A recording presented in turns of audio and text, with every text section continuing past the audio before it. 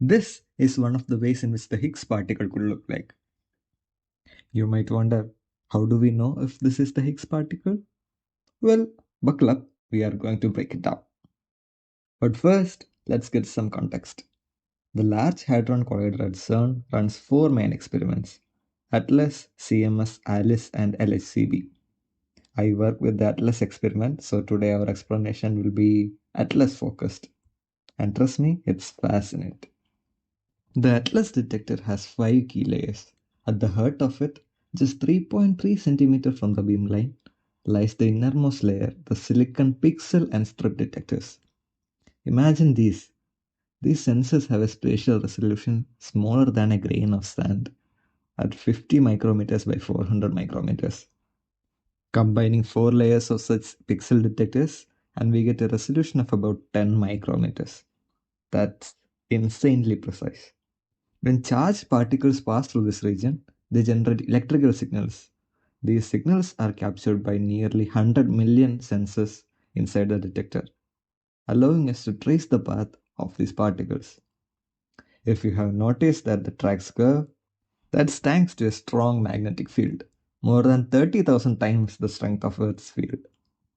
By measuring this curvature, we can also calculate the particle's momentum. We keep this tracking region close to the beamline for maximum resolution and to capture all the interesting activity. But there is a challenge. High energy radiation from the particle beams can damage these sensors. So while we would love to put them even closer, we have to find a balance between precision and durability. Moving outward, we have the calorimeters, the electromagnetic calorimeter on the inside and the hadronic calorimeter just outside it. So as you can guess by the name, they measure the energy of the particles. And outside all of this, we have the muon spectrometer, which identifies and measures the muon's momentum. Now, here is the fun part. Based on where the particle deposits its energy or leave tracks, we can identify some or most of the particles. For example, a charged particle leaves tracks in the interdetector.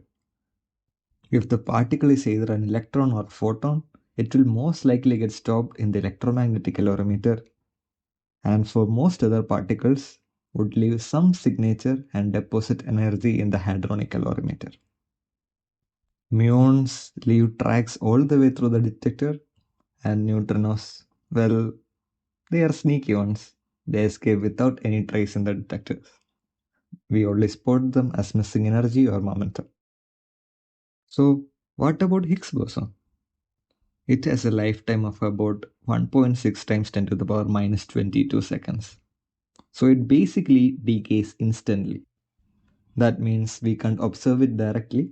Instead, we study its decay products. One of the clearest signals of Higgs is its decay into 4 muons. Here is an example. We see 4 muons, which is a good start, but how can we confirm that it is a Higgs? Well, first, we trace these 4 muons back to see if they actually came from the same particle. If it is the case, then we can measure the momentum and energy of these muons to calculate the mass of the parent particle. If the calculated mass matches the Higgs boson's mass of about 125 GeV, we can say that it is likely a Higgs. In this case, the mass was 129 GeV. Pretty close. So that's how a Higgs boson might look in the ATLAS detector. If you enjoyed this journey into particle physics, don't forget to like, subscribe and hit that bell icon for more mind-blowing science content. And if you have any questions, drop them in the comments below. I would love to hear from you, and I can hopefully answer many more in the comment section and in the future videos. Thanks for watching, and see you in the next video.